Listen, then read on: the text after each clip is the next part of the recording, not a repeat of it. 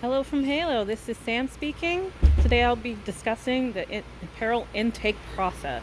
Very excited to make this video. So this happens whenever we have boxes or packages delivered for apparel. This is an example. McCrary's Tees delivered this big box of Heather charcoal shirts. We will be going through the process of sorting them and placing them, or preparing them for their future order.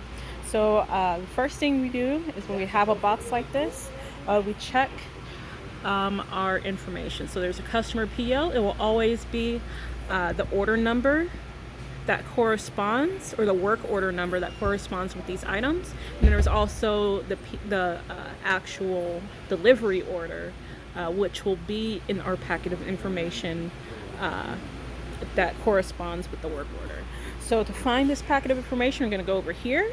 There will always be hanging up next to the UPS pickup / drop-off area. So going through this we're lucky. This is actually the work order, and you can see the order number will correspond with the order number of the package that we are disassembling. So this will be in a black frame, in a black sleeve, and that's how you know that this is awaiting our order, or our delivery. When it's in a different color sleeve, it's already been separated into its process. But if it's still on this rack, then you know that it's still awaiting future packages to actually finish out the work order. So we're going to go back, we're going to take our sleeve full of our information, and we're going to make sure that it does correspond. Again, we're going to look at the customer PO, and we're going to look at the order number, and this is the packing slip. And we can see that these numbers correspond. I'm trying to get the glare off. But you can see that these numbers correspond with this work order. So in this sleeve, you'll have the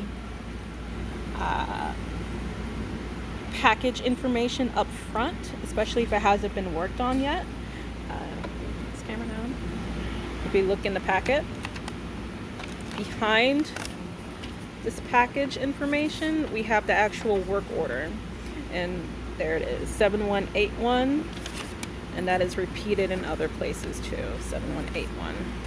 So fortunately, this is an order that doesn't actually include other items for other orders. That will tend to get confusing, but this process should help with managing those eventualities anyway. So since we have this work order, we have this packet, and we know where all these garments are going, we're going to take this information out of the packet.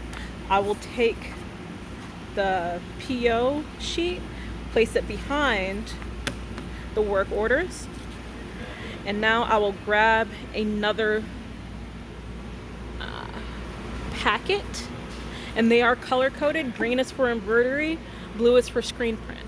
If you're unsure of what process goes for each work order, you can look at your work order and it'll tell you. Screen printed garments. So I'm going to go ahead and place this information back into the packet.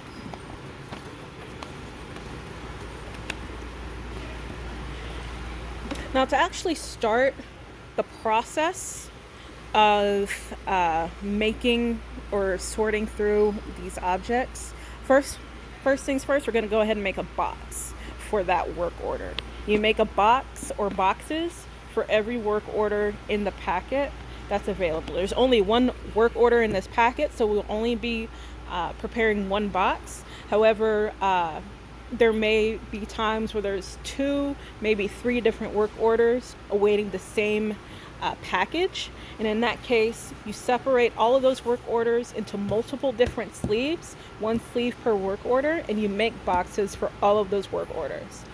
So I will go ahead and pause here and go ahead and make a box for this work order.